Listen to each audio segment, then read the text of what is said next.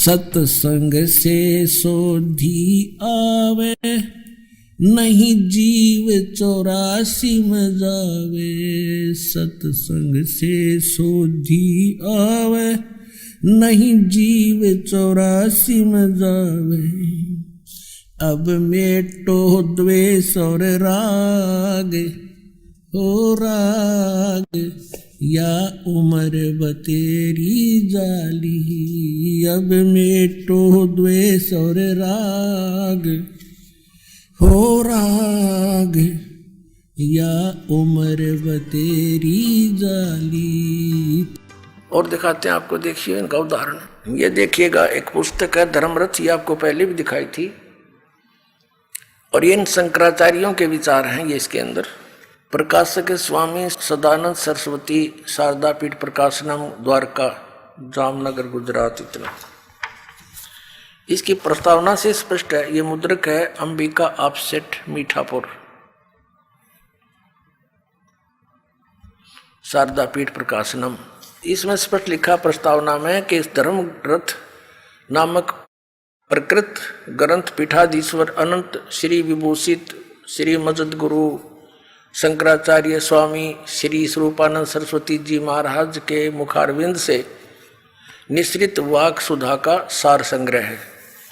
अब देखना, इसके 58 पृष्ठ पर दिखाते हैं आपको। इनके उदाहरण देखा, हंसी आवे। ये देखिएगा, ये पृष्ठ नंबर 59,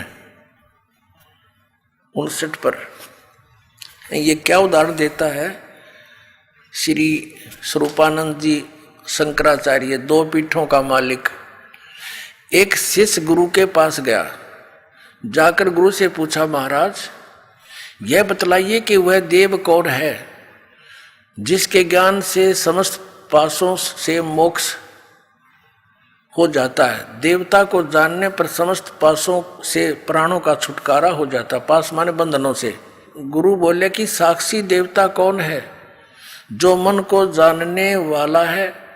तो उसने विचार करके कहा, मन का साक्षी तो मैं ही हूँ। शिष्य ने कहा, क्योंकि मेरे ही द्वारा मन जाना जाता। तो गुरु जी बोले, तू ही देव है, क्योंकि देव अनेक तो है नहीं। श्रुति में कहता है एक ही देव है, इसलिए तू ही देव है। अब ठीक हो गया। अब दास ने आपको कथा सुनाई कि दादी ने बोली, वो आओ तुम ही हो।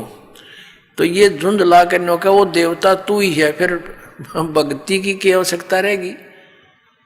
अब देखो, एक तरफ तो ये क्या ज्ञान सुनाते हैं और फिर भगवान की महिमा गाते हैं कि जब इसके हरे राम हरे कृष्ण कृष्ण कृष्ण हरे हरे।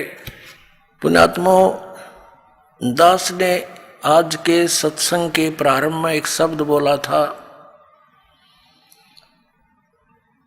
कि 21 ब्रह्मांड में इस दास के अतिरिक्त वर्तमान में किसी के पास भी सत्संग नहीं है, यथार्थ ज्ञान नहीं है। अब जिसका खामियाना पूरा मानव समाज भुगत रहा है, शास्त्र विधि को त्याग कर मनमानी पूजाएं करके इनकी कैसी बुरी हाल हो रहा है। पितर बनते हैं, प्रेत बनते हैं, फिर यही धर्मगुरु उनके श्राद्ध निकलवाते हैं, जबकि वेदों और गीता में इन कर्म कांड को मना किया हुआ है। अब ये किसकी पूजा करते, पहले आपको दिखाते हैं। इन वर्तमान के शंकराचार्यों को तो ज्ञान होगा कहाँ, इनके भगवानों को ज्ञान नहीं। श्री विष्णु जी, श्री ब्रह्मा जी, श्री व्यास जी जो इनके धर्म गुरु कहलाते हैं, उनको ज्ञान नहीं, तो इनको ज्ञान कहाँ से होगा? इनके पास सत्संग कहाँ से होगा? कोरा अज्ञान, शास्त्र विरुद्ध ज्ञान सुना रहे हैं। देखिएगा, श्रीमद देवी भागवत सचित्र मोटा टाइप, गीता प्रेस गोरखपुर से प्रकाशित है। संपादक हनुमान प्रसाद पोदार चिमन लाल गोस्वामी, प्रकाशक एवं मुद्रक हैं गीता प्रेस गोरखपुर, गोविंद भवन कार्यालय कोलकाता का संस्थान। इसके देखिएगा 28 पृष्ठ पे, अब व्यास जी जो इनकी धर्म गुरु शंकराचार्य परंपरा के गुरु हैं, वो क्या पूछते हैं? नारद जी ने कहा, महाभाग व्यास जी, तुम इस विषय में जो पूछ रहे हो ठीक यही प्रश्न मेरे पिताजी ने भगवान श्री हरि यानी विष्णु जी से किया था। देवादि देव भगवान जगत के स्वामी हैं, लक्ष्मी जी उनकी सेवा में उपस्थित रहती हैं।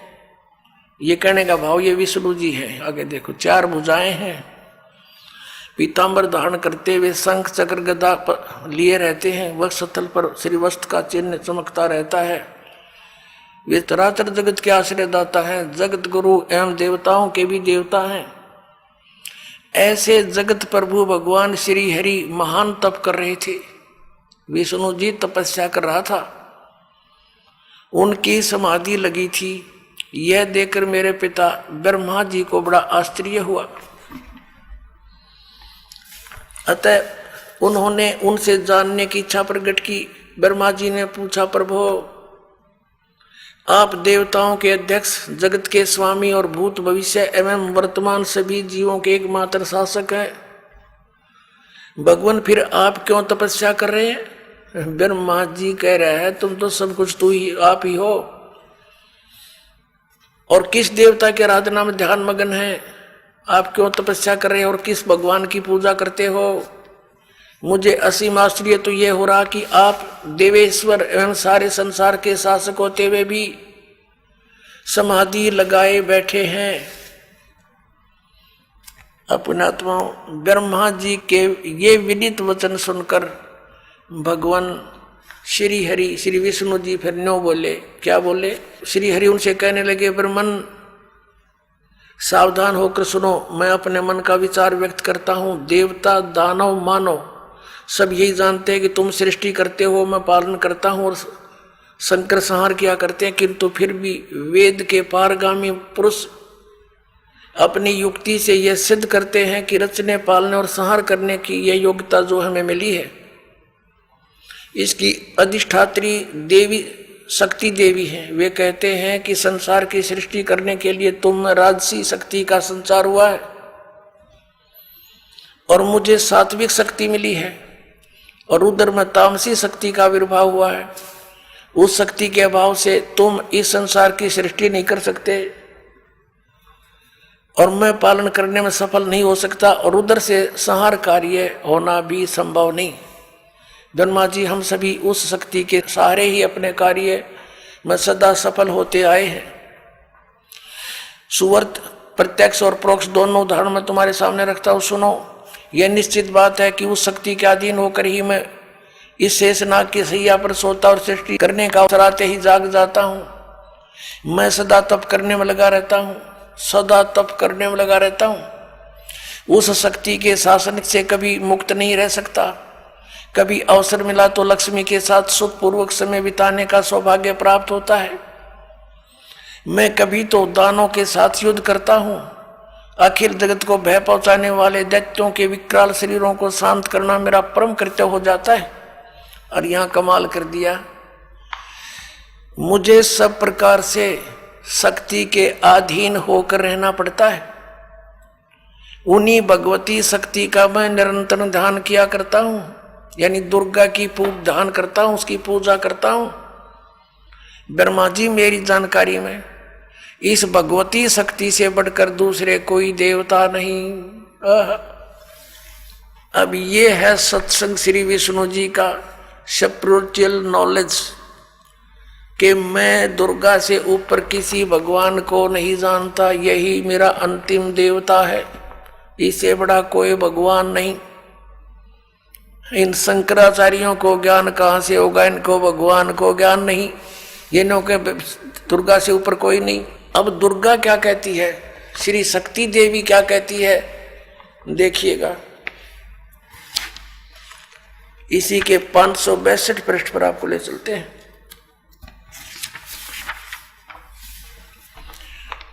वो अपना पहला स्कंद पढ़ा था, अब ये 7वां स्कंद है। संक्षिप्त श्री देवी भागवत 562 पृष्ठ पे, यहां देखिएगा। अब देवी के द्वारा हिमालय को ज्ञानोपदेश, ब्रह्म स्वरूप का वर्णन। श्री देवी जी कहने लगी, पर्वतराज, अब देवी जी पहले तो अपने विषय में बताती है कि तुमने डरे रोने हैं तो मेरी पूजा कर लो, लेकिन उस ब्रह्म का क्या स्वरूप है यह बतलाया जाता है, जो प्रकाश रूप सबके अत्यंत समीप में स्थित, हृदय रूप गुहा में स्थित होने के कारण गुहाचर नाम से प्रसिद्ध है और महान पद अर्थात परम प्राप्य है। वह समस्त प्रजा के ज्ञान से परे है, अर्थात किसी की बुद्धि मानने वाला नहीं है, यह तुम जानो। जो ब्रह्म प्रकाश रूप है, जो सूक्ष्म से भी अत्यंत सूक्ष्म है, जिसमें संपूर्ण लोक और उन लोकों में निवास करने वाले प्राणी स्थित है, वह यह अक्षर ब्रह्म है। वही सबके प्राण है, वही सबकी वाणी है और वही सबके मन है। वह यह परम सत्य और अमृत अविनाशी तत्व है। सौम्य, उस वेदने योग्य लक्ष्य का तुम वेदन करो, मन लगाकर उसमें तन्मय हो जाओ। सौम्य, उपनिषद में कथित महान अस्त्र रूप धनुष लेकर उस पर उपासना द्वारा तीक्ष्ण किया हुआ बाण संधान करो। भावानुगत चित्त के द्वारा उस बाण को खींचकर उस अक्षर रूप ब्रह्म को ही लक्ष्य बनाकर वेदन करो। अब क्या बताया कि प्रणव यानी ओम तो धनुष है, जीवात्मा बाण है और ब्रह्म उसका लक्ष्य कहा जाता है। अब क्या कहती है दुर्गा देवी, क्या कहती है कि एकमात्र परमात्मा को ही जाने, दूसरी सब बातें छोड़ दे। हर विष्णु जी न्यों कह है, विष्णु जी कह रहे हैं कि मैं दुर्गा से ऊपर किसी को नहीं जानता। अब यहाँ देवी जी कह रही है, श्री दुर्गा जी कह रही है कि एकमात्र ब्रह्म को जानो और सब बातों को छोड़ दो। अपनी पूजा को भी कहती है कि नहीं, ये भी मत करो, केवल एक उस ब्रह्म की पूजा करो। देखना, उस एकमात्र परमात्मा को ही जाने, दूसरी सब बातों को छोड़ दे। यही अमृत रूप परमात्मा के पास पहुंचाने वाला पुल है। संसार समुद्र से पार होकर अमृत स्वरूप परमात्मा को प्राप्त कराने का ये सुलभ साधन है। देखो, इस आत्मा का ओम के जप के साथ ध्यान करो। ये कहाँ गए वो अहम ब्रह्मास्मि तत्वमसि। अब क्या कह रहे हैं हमारे साथ सदग्रंथ और देवी क्या बता रही है, इस आत्मा का ओम के जप के साथ ध्यान करो। यानी कोई अन्य आत्मा परमात्मा है, वो अन्य सबसे अलग है, ध्यान करो। इससे अज्ञान में अंधकार से सर्वथा परे और संसार समुद्र से उस पार जो ब्रह्म है उसको पा जाओगे, तुम्हारा कल्याण हो। और वो कहाँ रहता है, वह है यह सबका आत्मा, यानी सबका मालिक ब्रह्म, ब्रह्मलोक रूप दिव्य आकाश में स्थित है। अपने आत्माओं, इन शंकराचार्यों का ज्ञान कहाँ गया वो? ये कहते हैं ये जीव ही ब्रह्म है। और देवी कहती है कि सब पूजाएं छोड़ दो। विष्णु को तो समझा रही है, हरियाचार्य शंकराचार्य पूजा विष्णु जी नारायण को। विष्णु जी कहता मैं दुर्गा से ऊपर जानता नहीं, हिमालय को ज्ञान दे रही है। श्री दुर्गा जी बता रही है कि केवल एकमात्र उस ब्रह्म को पूजो, उसका ओम नाम है, नथिंग एल्स। और वो कहाँ रहता है ब्रह्मलोक में, तो वहां चले जाओगे, उसके पास पहुंच जाओगे, तुम्हारा कल्याण हो।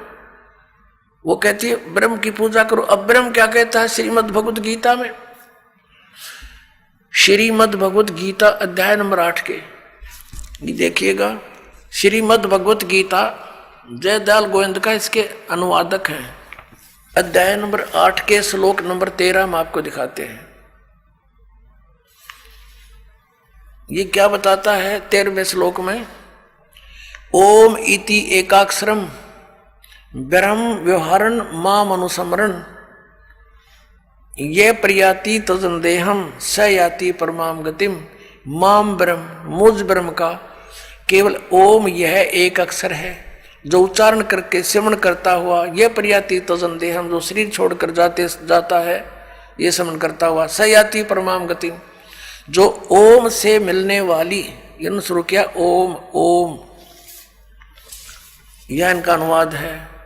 यह एक अक्षर रूप ब्रह्म को उच्चारण करता हुआ, अक्षर रूप ब्रह्म को नहीं, ये को कहता माम ब्रह्म, मुझ ब्रह्म का केवल एक ओम अक्षर है, नथिंग एल्स। चिंतन करता हुआ शरीर त्याग कर जाता हुआ पुरुष परम गति को प्राप्त होता है। यानी ओम से होने वाली जो परम गति है, ये ओम, और इन्होंने इस ओम को ऐसे लिखा अनुवाद में ओम ओम, ये समझो चाहिए, समझो। अब ये तो है, कहता है मेरी साधना करनी है मुझ ब्रह्म की, तो मेरा एक ओम मंत्र है। फिर इसने 70वें अध्याय के 23वें श्लोक में कहा कि सच्चिदानंद घन ब्रह्म, उस सच्चिदानंद घन ब्रह्म की साधना करने से तेरा पूर्ण मोक्ष होगा। फिर वहां पहुंच जाएगा जहां जाने के बाद लौटकर साधक फिर कभी संसार में नहीं आते। अपनी स्थिति को गीता ज्ञानदाता कहता है मेरी स्थिति तो नाशवान है, मैं भी जन्म मृत्यु के अंदर हूं और तू भी अर्जुन। देखिएगा अध्याय नंबर 2 का, अब श्लोक नंबर 12 देखो, अध्याय नंबर 2 और श्लोक नंबर 12। न तो ऐसा ही है कि मैं किसी काल में नहीं था, अथवा तू नहीं था, अथवा ये राजा लोग नहीं थे, और न ऐसा ही है कि इससे आगे हम सब नहीं रहेंगे। हो गया स्पष्ट कि गीता ज्ञान दाता कह रहा है कि मैं भी जन्म मृत्यु होती है, पहले भी थे तू और मैं, आगे भी होंगे। और ये ना सोच के हम वर्तमान में ही, आगे देखना 4 जाएंगे, अध्याय नंबर 4 और श्लोक नंबर ये 5 है। यहाँ इसकी संस्कृत है, यहाँ इसका अनुवाद है। ये प्रणतम अर्जुन, मेरे और तेरे बहुत से जन्म हो चुके हैं, उन सबको तू नहीं जानता, मैं जानता हूं, मैं जानता हूं। और फिर 9 में क्या कहा है, अध्याय नंबर 4 का श्लोक नंबर 9 में, हे अर्जुन मेरे जन्म और कर्म दिव्य हैं, अलौकिक हैं। अब अध्याय नंबर 10 के श्लोक नंबर 2 में गीता ज्ञानदाता कहता है मेरी जन्म तो होता है, लेकिन मेरे से उत्पन्न ये देवता नहीं जानते। देखिएगा अध्याय नंबर 10 का मंत्र नंबर 2, मेरी उत्पत्ति को, गीता ज्ञानदाता कहता मेरी उत्पत्ति को, लीला से प्रकट होने को न देवता लोग जानते हैं न महर्षि ही जानते हैं, क्योंकि मैं सब प्रकार से देवताओं का और महर्षियों का आदि कारण हूं। इसे सिद्ध है कि गीता ज्ञानदाता का की उत्पत्ति तो है, लेकिन ये इससे उत्पन्न, इसके पुत्र रजगुण ब्रह्मा, सतगुण विष्णु, तम गुण शिव जी, फिर इनसे आगे उत्पन्न जितने भी ये देव देवता हैं, ये इस ब्रह्म के जन्म डेट ऑफ बर्थ को नहीं जानते। अब जैसे संतान की डेट ऑफ बर्थ यानी जन्मदिन को पिता बता सकता है, लेकिन पिता की उत्पत्ति को बच्चे कैसे जाने, उसको कौन बताता है, दादाजी बताते हैं। पिता के पिता तो सबके पिता वो कबीर परमेश्वर हैं, वो बंदी छोड़ कबीर साहेब हैं, वो परम अक्षर ब्रह्म है, सच्चिदानंद घन ब्रह्म है। उस परमेश्वर ने आके बताई है इस ब्रह्म की उत्पत्ति, क्योंकि वो उसी का द्वारा उत्पन्न किया हुआ है। तो अपने पुत्र की उत्पत्ति, अपने अन्य संतान की उत्पत्ति, पोते पोतरों की उत्पत्ति दादाजी को खूब याद होती है। लेकिन ब्रह्म कह रहा है कि मेरी उत्पत्ति तो हुई है। ये गीता ज्ञानदाता श्री कृष्ण में प्रवेश करके ये काल बोलता है, ब्रह्म बोलता है। ये कहता है कि मेरे कर्म और जन्म अलौकिक होते हैं। अलौकिक कैसे होते हैं, स्वयं किसी के सामने प्रकट नहीं होता, ये गुप्त रहता है। गीता जी अध्याय नंबर 7 के श्लोक नंबर 24 और 25 में स्पष्ट किया है इसने। देखिएगा अध्याय नंबर 7 श्रीमद् भगवत गीता श्लोक नंबर 24 में, बुद्धिहीन मेरे अनुत्तम अविनाशी परम भाव को न जानते हुए मन इंद्रियों से परे मुझ सच्चिदानंद परमात्मा को अव्यक्तम माम व्यक्तिम आपनम मनन्ते, इसका अर्थ हम ऐसे भी पढ़ेंगे, इन दंगा करने की चेष्टा की है क्योंकि जहां इनकी समझ में नहीं आया इन्होंने गलती कर डाली। देखना, व्यक्तिम अव्यक्तम माम व्यक्तिम आपनम मनन्ते, अव्यक्तम माम मुझ अव्यक्त को ये बुद्धिहीन मेरे अनुतम यानी घटिया विनाशी परम भाव को यानी विशेष नियम को नहीं जानते। मुझ अव्यक्त को मैं छुपा रहता हूँ और मुझे ये व्यक्तिम यानी मनुष्य रूप में कृष्ण रूप में प्राप्त हुआ मानते हैं। I am not Krishna. क्यों? अब 25 में बताया, देखिए इसका यहाँ अनुवाद किया है। अपनी योग माया से छिपा हुआ मैं सबके प्रत्यक्ष नहीं होता, छुपा रहता हूं मैं। यह अज्ञानी जन समुदाय मुझ जन्म रहित अविनाशी को, अविनाशी परमेश्वर नहीं अविनाशी को नहीं जानता और ये मुझे इसलिए ये व्यक्तिम, ये देखो ये 24वां श्लोक है। व्यक्तम अव्यक्तम व्यक्तिम आपनम मनन्ते माम अबुधे, ये बेबुद्धि के लोग बुद्धिहीन व्यक्ति मुझ अव्यक्त को, क्योंकि मैं अपनी योग माया से छुपा रहता हूँ, ये मुझे व्यक्तिम यानी मनुष्य रूप में श्री कृष्ण रूप में आपनम माने आया हुआ प्राप्त हुआ मनन्ते मानते हैं। ये मुझ अव्यक्त को यानी मुझ छुपे हुए को, मुझको मनुष्य की भांति जन्म लेकर श्री कृष्ण की तरह मानते हैं। आई एम नॉट कृष्ण, क्योंकि श्री कृष्ण जी ने तो ये कैसे कि उन्होंने जन्म नहीं लिया, उनके माता हैं पिता हैं, श्री राम रूप में वही विष्णु आए, उनका जन्म हुआ। तो यहां कहने का भाव ये है कि ये क्या कहता है कि मेरे कर्म अलौकिक हैं और जन्म अलौकिक है। कैसे? जैसे श्री कृष्ण में प्रवेश करके यू सारा अनर्थ जुल्म करवा दिया इसने और पता भी नहीं लग गया कौन कर गया। श्री कृष्ण के सिर पर दर्दी कि इन्होंने महाभारत का युद्ध करवाया, जबकि श्री कृष्ण जी तो मना करे थे, 3 बार शांति दूत बन कर गए। आखिर में ये फैसला भी ले लिया कि मैं युद्ध भी नहीं करूंगा, तो क्या वो युद्ध करवाने की सलाह दे सकते हैं? नेवर। ये काल करे ऐसे अड़ंगे। अब ये कहता है कि मेरे जन्म और कर्म दिव्य हैं। इसके कर्म दिव्य कैसे हैं? जैसे श्री कृष्ण में प्रवेश करके महाभारत का युद्ध करवा दिया, जुल्म करवा दिया और गीता का ज्ञान दे दिया, ये इसके कर्म। ये